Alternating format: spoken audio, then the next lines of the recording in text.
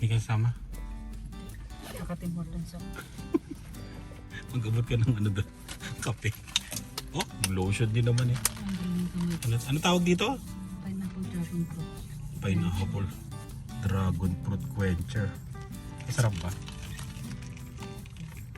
Matagal na sila kami. Libre lang yan. Libre. Oh, Sunday. Oh, Monday. Oh, Tuesday. Oh,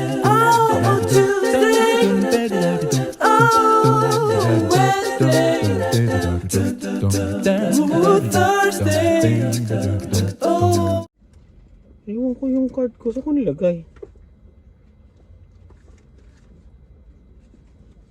Hindi ang pula mo. Hindi. Pag eto. Cash yan. Kasi may mga card ko. Maganda kasi card para pag ano, babayaran mo. Tapos, ano ba? Wala. Ayoko to eh. Pero mukhang yung card. Oh, ang bayaman eh. Century Electric. Oh, yung mga pangalan. Dalawang 4x4, isang metal post. Yan. Bili muna ako. Kaya dito.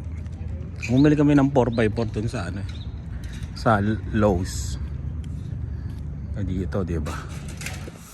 Home Depot to eh. 4x4 yun. Baka nandun. Teka lang. Tingnan ko muna bago ko dalhin yung lagayan. Nagiging ah, grabe. Bakit ganun? 8 rito. Ah, cedar pala to. Cedar o cedar? Ito yung binili namin, oh. 457. Pero hindi ko lang alam kung magkano doon sa Home Depot. Ay, sa Home Depot, sa Rona yan. Kalimutan ko na. 4x4x8. By 9 to. Kailangan ko by 8. Wala yata. Ba't ang mahal? 4x4x10. 4x4x12. Sa loob. Baka nasa loob yun. Eto. 4x4x8. Yan. Kala ko wala eh. Dalawa. Kailangan ko. Kuha ko nito. Tayo.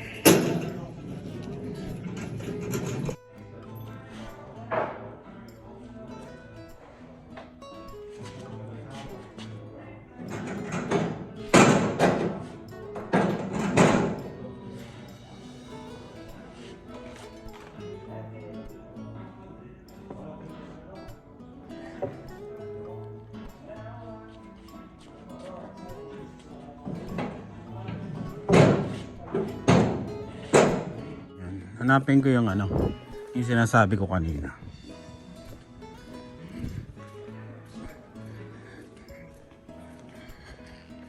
Dito yung mga sa ano, sa hagdanan. Eto, ubos no. Kung bibili kayo nito, tuwid ah. Kasi pag hindi tuwid, pag pinukpok nyo, alanganin. Kaya sisilipin nyo. Ayan, dyan yung isusuksok yung 4x4 tapos hihigpitan. Tsaka ibabaon. Diba? Diba? Yan. Kulang kami isa eh. Tapos sisiksikin mo siya para mas matibay. Yun. Okay na. Patigil ako. Tignan nyo kung gaano kamahal, no? Kaya pag magpapagawa talaga, pag-isipan nyo talagang mahal. Oh, grabe.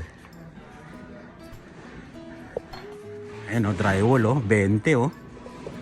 Nung ginawa namin yung basement namin, 15 lang to. 15. 15 o 16, parang ganun, 17. Basta walang 20. Grabing mahal eh.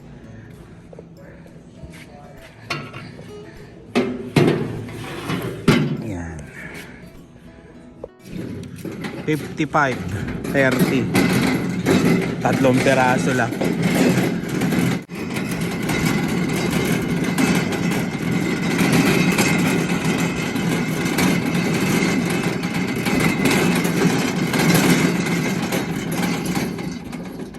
Ito yung sinasabi ko. Kaya kailangan ng truck, di ba? Kawawa yung Raptor.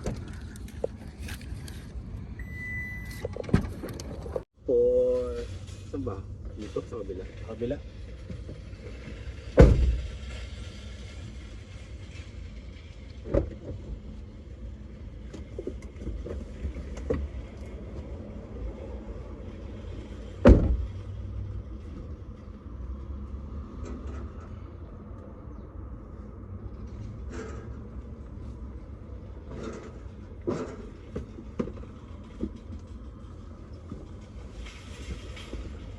Angat mo ka naman Ulig eh. para hindi ko kaskas. Yung laki pala niya. Lagyan mo ng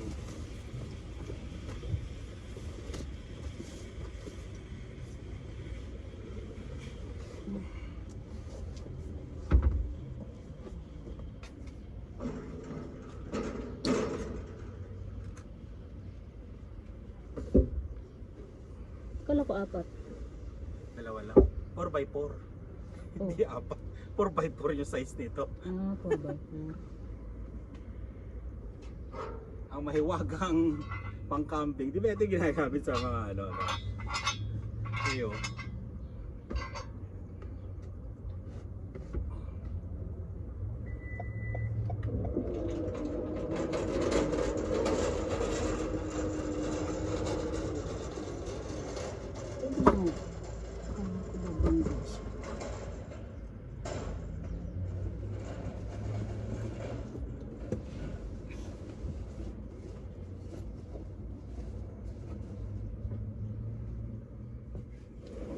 Diba? Kaya kailangan talaga ng truck. Nandito din 4x4. Parang katabi. Ano yun? Katabi mo yung 4x4. Wala pang ano yan ha? Mga equipment. Kaya wala eh. Ganun talaga. Diba? Saktong-sakto. Oh. Saktong-sakto. Oh. Kaya gusto ko talagang kumuha ng truck. Hindi sa Cardilani. Hindi sa luho, hindi sa ano. Siyempre, kasama na rin sa ano, negosyo. Tapos para may magagamit na silang panibagong sasakyan. Si Lani tsaka si Lian, di ba? Ulam namin ngayon, miswa patola. Ano tong ham, mami? Ito ham. Baboy pala yan, nilabas. Ayan, patola. Tapos, sardinas. Pinapanood pa sa Panlasang Pinoy. Panlasang Pinoy ba na? Ay, hindi, ibang vlog. Yo. Luto muna tayo. Ubusin ng patola kasi masisira lang yan.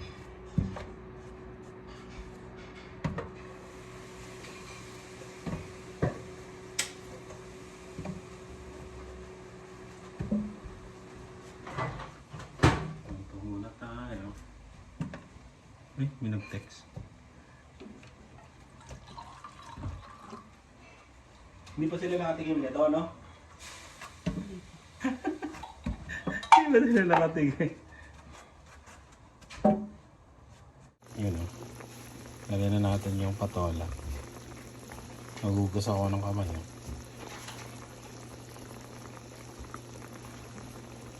Masarap yan. May kamatis na. May sardinas pa.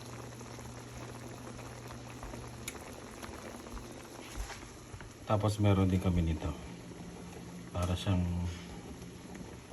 burger. Giniling na ano, na baboy na may itlog, yan, asin paminta. Iprito. Yun no. Masarap ah.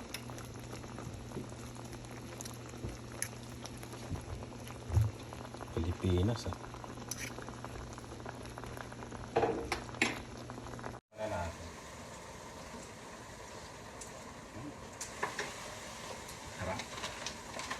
Minsan masarap din yung mga gantong ulam, di ba? Yun, oh. Miswa. Kapal, no? Ibang klase ito. Pag ito hindi mo iniwalay, ang gara niyan to. Lagyan ko na sa bawal. Ano, dagdagan mo? Sisip-sipin to. Lagyan mo ang konti.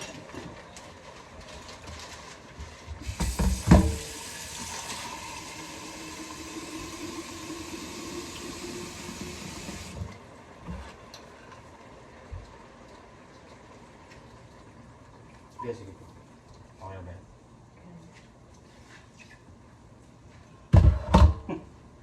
Miswa.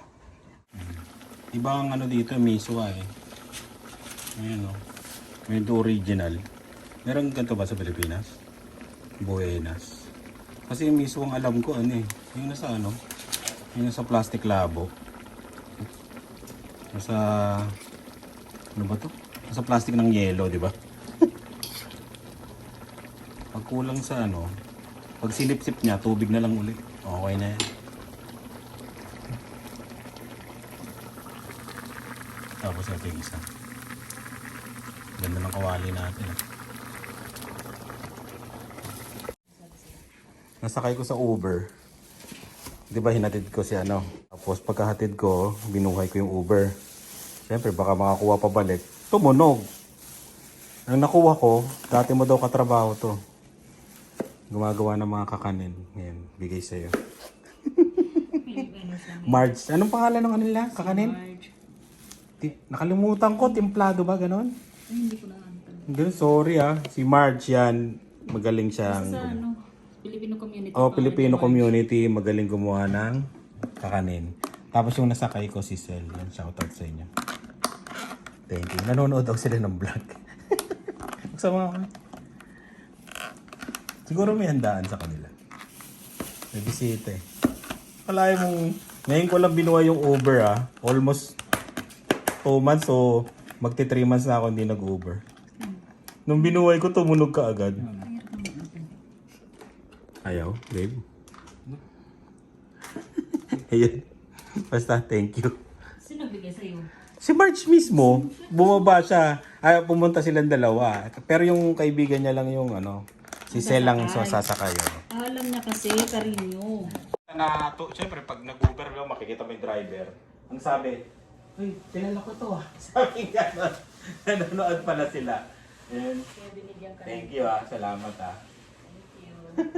Dati mo daw katrabaho sa ano, sa Teams? Yung nag-order tayo na sa kanyang ganito. Sa kanya rin, doon din pala kami mo-order, ayun. Hanapin ko yung Facebook nun, masarap ang kakanin niya.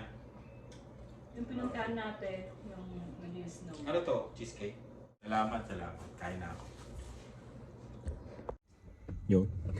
Dito tayo sa Rona ngayon. Bibili tayo ng ano, kulang na plank para dun sa fence. Yan. As usual, gamit natin yung RAV4. Ay, naku, kailangan ko talaga ng truck.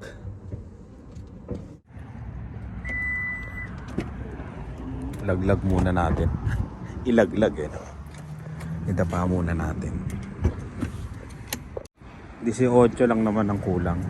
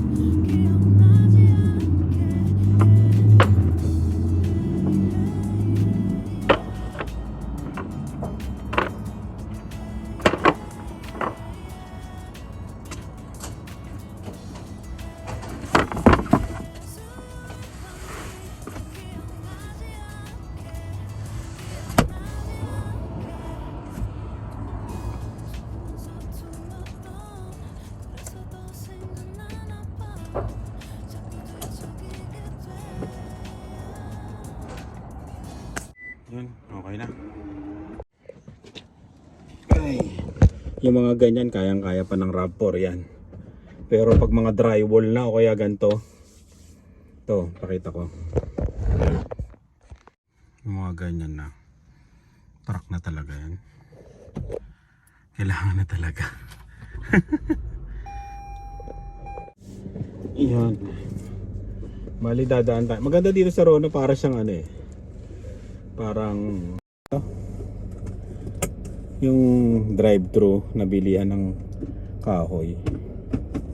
Hindi mo na ipapasok sa loob para magbayad. Dito pwede ka na magbayad. Yan. Kaya ako bumili uli dito sa malayo to, Arona East to ah. May katabi kaming Home Depot. Hindi ako bumili doon kasi ang problema nun, baka iba yung kapal. Kasi dito namin binili yung ibang materyales eh. Kaya kailangan dito mo rin bilhin. Yung wala. Bukas pa pala yung likod ko. Ayun. Gusin ko muna uli. Ay nako.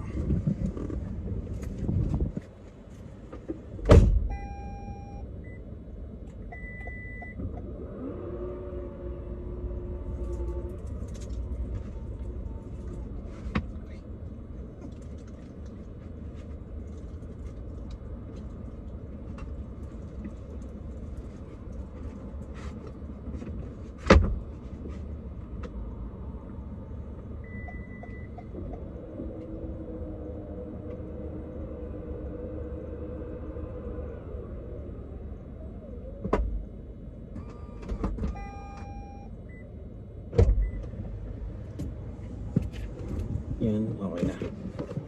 Okay na. Ano pa ba yung bibiliin ko? Yan lang yata eh, di ba? Yung 2x6x9. 4x6x9 meron na. Yan. Baka kasi makalimutan ko eh. Sa bagay, pwede ka na doon bumili. Ito lang talaga, itong ganito. Dito, para parehas ng laki tsaka ano, yung kapal niya. Ayan. Ay, ang problema kasi no, gusto ko nang magkaroon ng ano, ng truck para sa mga ganito kasi nga 'di ba sa negosyo natin. Ang problema baka denied. Kasi 'di ba, may mga ang dami nga nag-comment doon eh kasi 'di ba nagpa-compute nga ako. Okay na 'yon, na-approve ako doon sa unang compute ko.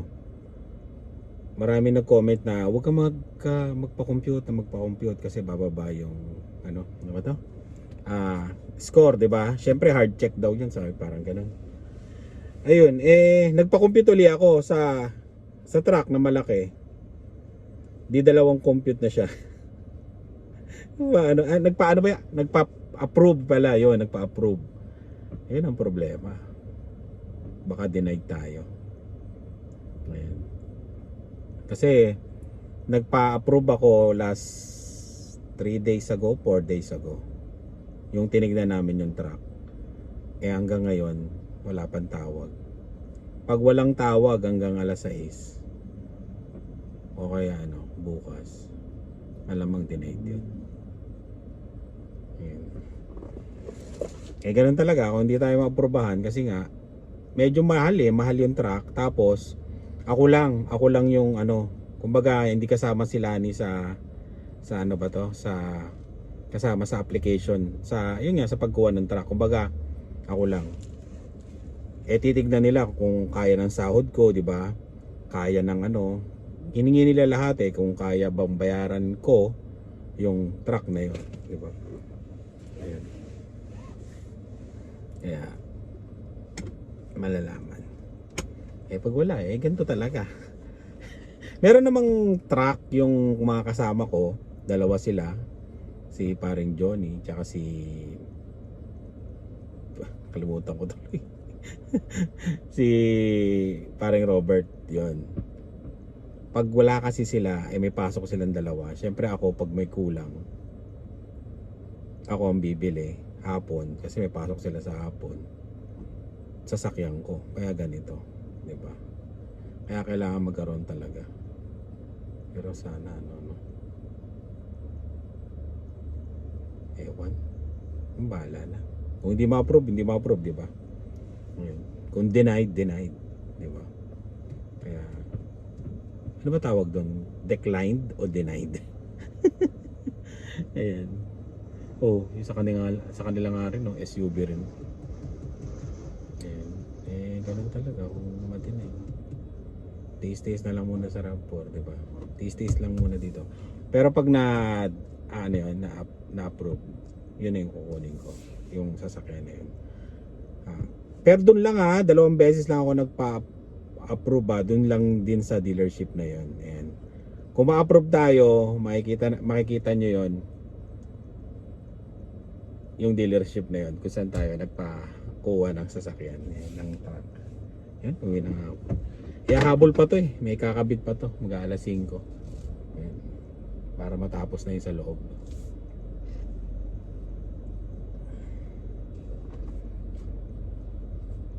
Ito na yung nagawa.